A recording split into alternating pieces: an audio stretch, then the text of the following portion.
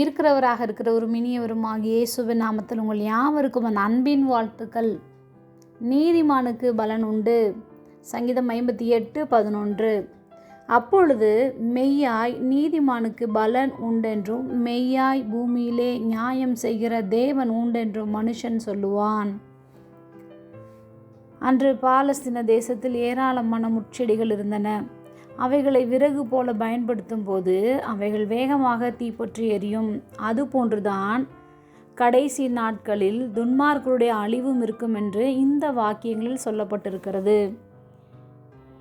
ஏசாயா தீர்க்கதரிசன புஸ்தகத்தில் உங்களுக்கு நன்மை உண்டாகும் என்று நீதிமான்களுக்கு சொல்லுங்கள், அவர்கள் தங்கள் கிரியைகளின் பலனை அனுபவிப்பார்கள் என்ற வசனத்திற்கேற்ப இயேசுவால் நீதிமானாக்கப்பட்ட நமக்கும் அப்படிப்பட்ட பலன் உண்டாயிருக்கும்.